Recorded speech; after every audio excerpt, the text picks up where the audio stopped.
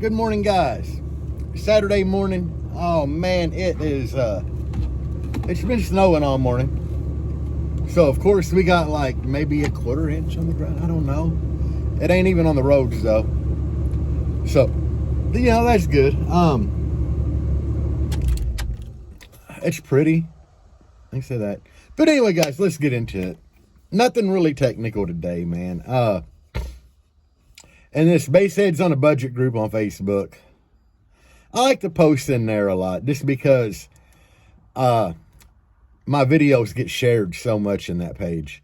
And I really like the Baseheads live page too, but nobody can share anything out of it. So I'll be in that Baseheads on a Budget. And I try to like give a little advice to some of the younger kids in there. But last night, a really young kid, I think he said he was like 13, he shared a picture of a kicker and said that he had like just got that, and he was asking recommendations for amp and wiring kit and stuff, because he did have his first truck that he's working on. So when he gets his license later, he'll have a little bump in there. And I'm like, oh God, they're going to drag this kid. But you know what, man? Humility still exists to some point, because I kind of go through and I'm reading the comments, and they actually gave the kid advice. He was wondering about a box and all this stuff, and they're like, you can learn a lot from YouTube videos and stuff like that. I'm just like, my God, they didn't drag this kid. I was totally shocked. I thought for sure it was just going to be like a shit show of comments. But it wasn't. Nobody dissed on him for having kicker, which I thought was really cool. And it was advice. But anyway, that was really nice to see, I guess. Because I try to tell people all the time, these younger kids, even that young, all the way up into like their 20s or whatever, or early 20s, they're our future baseheads.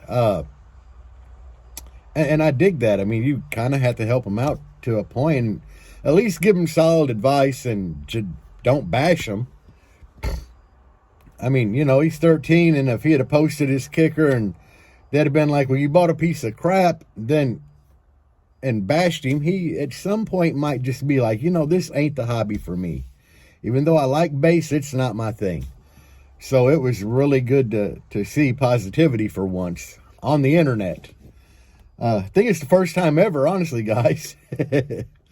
But, that was nice. And God, the other other threads is just like stupidity. Something else that happened that I don't really want to, I couldn't comment on it because, somebody had asked recommendations for G2. I get tagged in all these because I run G2, and this damn Jeep is stupid with the G2s. But I go on there, I just like post a video like, hey, I run 415s, and here's me playing like, I don't know, I think it was a 17 hertz video. But anyway, there's this dude, and this is like just really, really shitty business practice as a whole. Okay, there is a sub that looks like the G2. It's got a smaller motor, different spider, different coil. One of the things that make these G2 shine so much is they have a copper coil in them. And there's this guy that, like, I guess he got the basket designer. Baskets, there's only so many different baskets out there, but he's using the same basket or whatever, but it's black brick. And he posted, well, this sub's the same as the G2, or almost the same, and it's like X amount of dollars cheaper. Well, okay, it looks like a G2. You can tell it don't have a blue spider in it and a smaller motor, but we'll let it ride, And then he's going to post up like TS parameters, and here's the kicker. This is what I think is really shitty. Paul, when he designed the Genesis, which he did a lot of like putting things together, to come up with a sub that he was really happy with. And he's a pretty smart dude. But the the TS parameters or specs on the Genesis, you know, he rates it at 1200 RMS. Okay, we all know that's grossly underrated. But where it says max power, he literally put this isn't real, or this is not real. This dude that has black brick stole that. Like, literally, he stole the design of the sub, or tried to, you know. And he actually put that in there. And that's just like, how do you do that? I mean, why would you do that? You're just making yourself look like, you know, a shady-ass business person doing that. So, Paul told us not to comment on it. I was at least going to comment on that. Like, dude, how... And come to find out, this dude, like, in posting his picture of this sub and stuff in the comment, is the owner of Black Brick, which makes it even more pathetic. I mean, it's like, how do you get any more pathetic than that? It's like, first you steal, like, the overall, like, looks of the G2 Genesis, and then you go as far as, like, stealing, like, straight up stealing what Paul had put, because nobody else ever put that about a sub for max power. So you steal that, and then you are shady enough as a business owner to go to try to, like, pimp your stuff in threads on Facebook. I mean, a person can't get any more pathetic. Well, I mean, they can, but they got to really do something bad to get any more pathetic than that. But anyway, that's my enough ranting about that. I mean, some people are classy, some people ain't, you know. I mean, I don't see anything wrong with people asking about recommendations for subs and people throwing up their favorite brands. But even Paul stays out of that, you know. He's a business owner, and you don't see him in there, like, just, like, recommending his own stuff until somebody asks about it. Then he just kind of chimes in like, hey, how can I help you, you know? But this Black Brick dude, I don't know, man.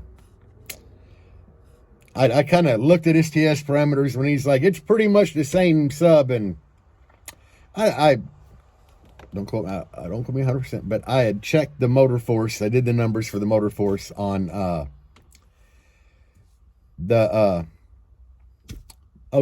Genesis, and I think it come out to like 280 something, and then these little Black Bricks, you know, the dude threw up the specs. I brought up the calculator, and I checked the Motor Force on it, and it's like 180.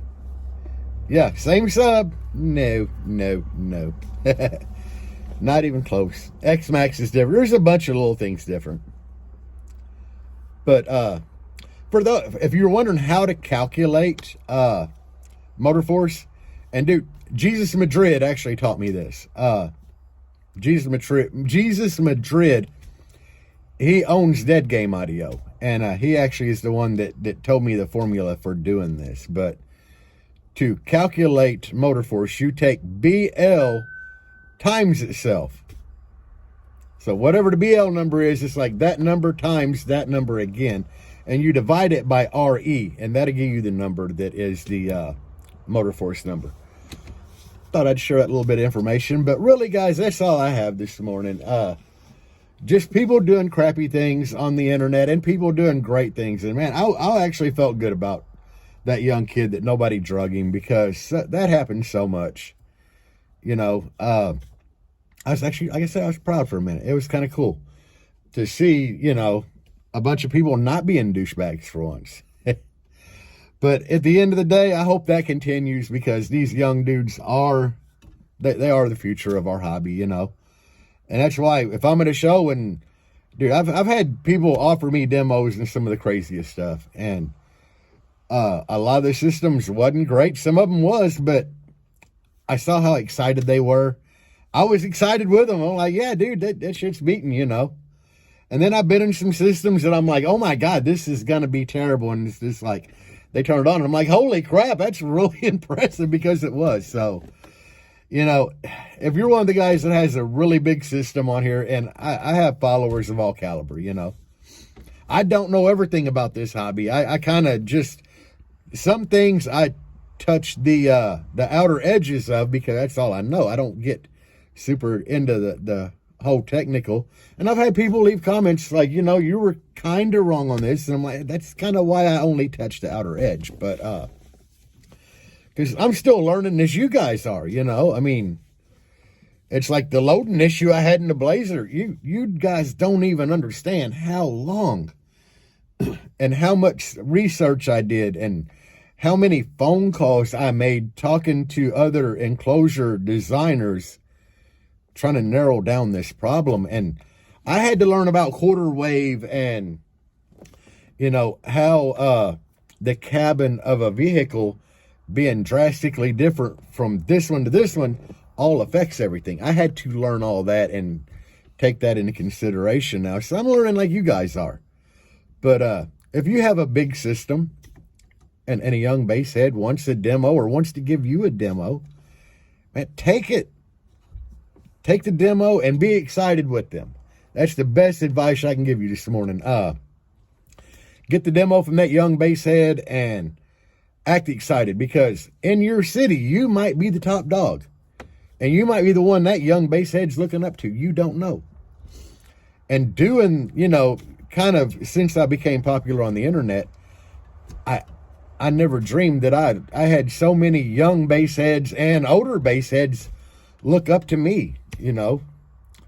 I mean, there's guys out there I look up to, you know, like Chris Lee. I think he's got like a phenomenal build. Chris Kyle, dude, I look up to Chris Kyle. He's got a phenomenal build. Steve Duncan, not the van, the truck, because it's a daily drivable truck that y'all know I love daily driving my crap. I really don't want to build something that I can't get in and just drive. So, but there are guys that have shit that they got a trailer that I really look up to. There's guys that have streetable stuff that I look up to. So at the end of the day, don't take what you have for granted, man. 'Cause there's probably people looking up for you or looking up to you. And if there are, that kid is asking you for a demo or asking to give you a demo, he might be actually a fan. So do what you got to do. Tell him his shit bumps. But anyway, guys, unhappily and dreadfully and miserably and unfortunately, I have to go to work today. So everybody, have a great day. Do something you enjoy today. Be happy. Peace out, guys, and bass on.